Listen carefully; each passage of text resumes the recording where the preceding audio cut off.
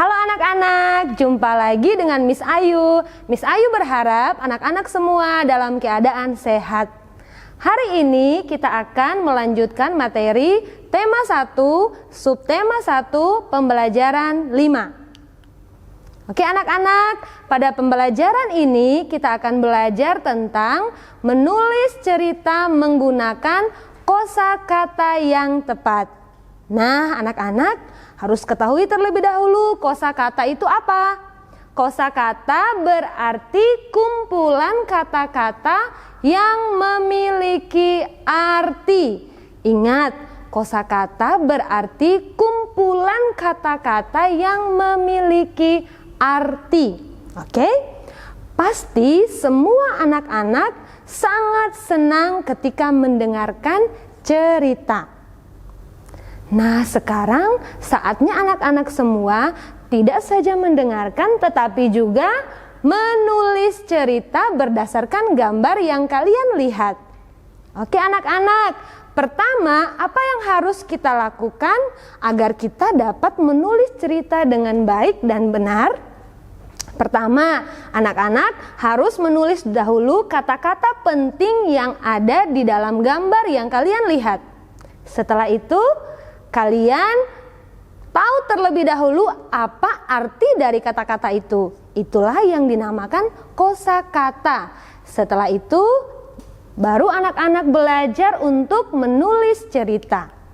Nah, mari kita perhatikan gambar berikut ini. Coba anak-anak perhatikan. Pada gambar 1, ada 3 orang anak sedang bermain di tanah. Oke, gambar 2, salah satu anak dari ketiga orang itu melihat bahwa ada jajan yang disediakan oleh orang tuanya. Wah, rupanya jajannya sangat enak sekali. Dengan cepat, tanpa memikirkan yang lain, dia langsung mengambil. Artinya apa? Dia lupa mencuci tangan. Gambar yang ketiga, kita lihat lagi. Gambar yang ketiga, jajannya dimasukkan perlahan-lahan di mulutnya, hap, langsung habis. Apa yang terjadi pada gambar 4? Coba lihat anak-anak gambar 4. Dia sakit perut dan diperiksa oleh dokter. Dari gambar ini kita bisa melihat bahwa karena ketidaktaatan dan juga karena dia lupa untuk mencuci tangan terlebih dahulu, akhirnya apa? Anak itu sakit perut, harus diperiksa oleh dokter. Dari gambar tadi anak-anak, gambar 1, kata apa yang bisa kita ambil? Pertama, gambar 1 adalah bermain. Oke, gambar 2, kata apa? Lupa mencuci tangan. Gambar 3, apa ya? Makan jajan. Pintar sekali. Gambar 4, apa yang kalian lihat dari gambar 4 sehingga kalian bisa memberikan satu kata atau 2 kata yang penting? Sakit perut. Pintar sekali. Dari kata-kata yang sudah kita temukan bersama, anak-anak silakan melanjutkan untuk membuat sebuah cerita pendek. Oke? Nah, selanjutnya coba perhatikan kembali gambar 4. Perhatikan baik-baik. Di gambar 4 di sana ada seorang dokter, ada juga teman-temannya. Ada salah seorang temannya. Nah anak-anak, sebagai teman yang baik, selain menjenguk, apa yang perlu kita lakukan? Sebagai rasa bahwa kita peduli kepada teman kita yang sakit. Apa? Dengan berdoa. Benar sekali. Orang yang sakit tidak saja membutuhkan perhatian, tetapi juga mereka membutuhkan doa yang tulus dari kita.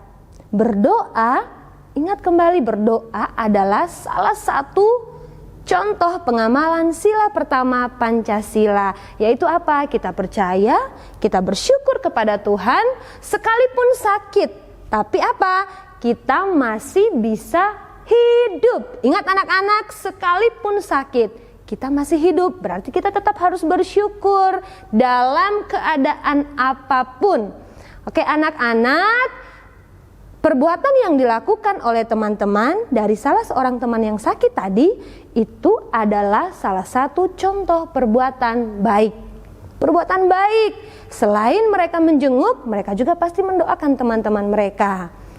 Oleh karena itu, pada pembelajaran ini Miss Ayu tekankan kembali bahwa dalam keadaan apapun kita selalu belajar bersyukur kepada Tuhan yang Maha Esa. Pintar sekali.